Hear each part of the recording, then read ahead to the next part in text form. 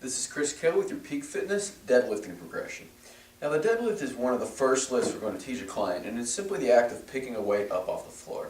Alright, to begin with, I really like to utilize a kettlebell to teach the deadlift simply because the handle makes it very accessible, a bit easier in the grip, and really kind of easy to get into. So what we've got here is a kettlebell placed on several carpet squares. What this allows us to do is elevate the range of motion, kind of reduce the demands of this exercise, and give the client kind of a base to learn from. So what I'm going to ask the client to do, spread their legs very wide, get the dumbbell, the kettlebell, whatever it may be, between their feet. We want them to reach behind them. Commonly an arrow that we see is, facing pretty far out in front here, so we definitely want it to be between their legs. We want to force them to sit back on their heels.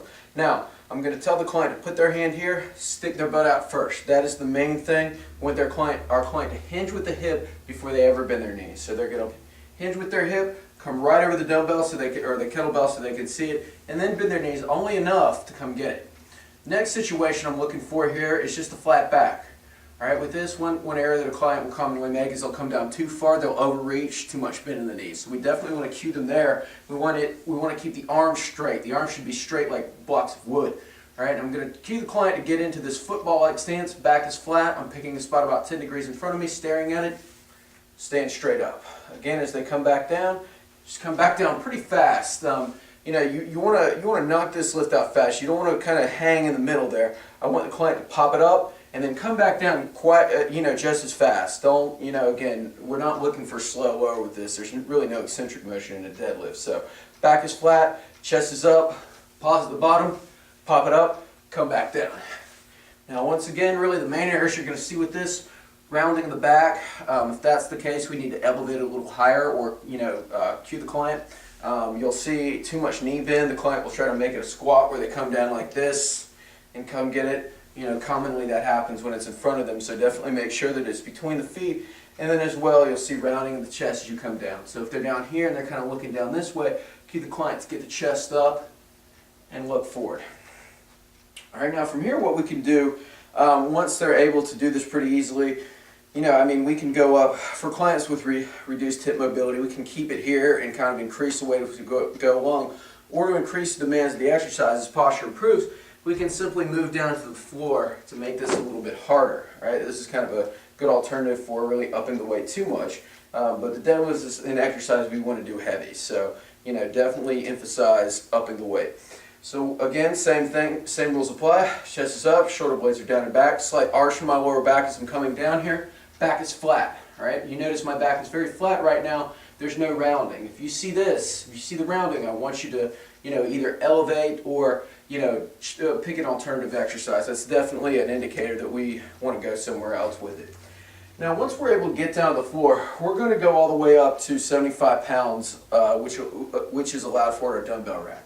From here, we have one of two progressions we can utilize. And you can do this. This can also be performed with a dumbbell. Same rules apply.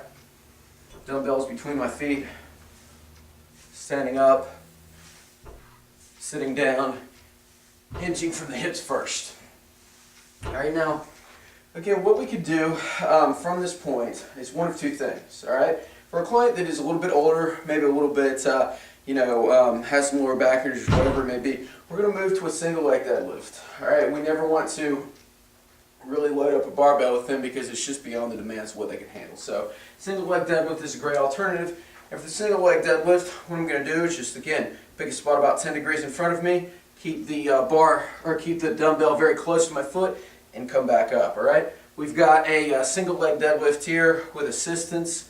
From here, the progression would be to a double leg deadlift without assistance. So I'm going to use maybe a step or something to elevate the depth, to put it down onto, and come back up. Again, I'm looking for a flat back here, just like that. And then the final progression would be a single leg without assistance. So I'm here, I'm coming down, just make it a little bit more unstable.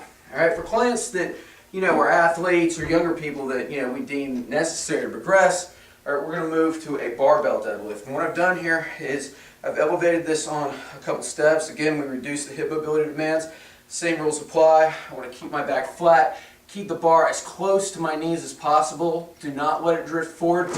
Pop it up, jump it. I want it to come back down very quickly. Don't let it slide back down the knees. You know, just right back down. Again, this is usually where we're going to end up. You know, if we're going to the floor, we're going to pull sumo, meaning hands are this way, coming down, coming up. But again, that is the deadlifting progression. You know, post any questions that you have, but follow this progression when utilizing this exercise.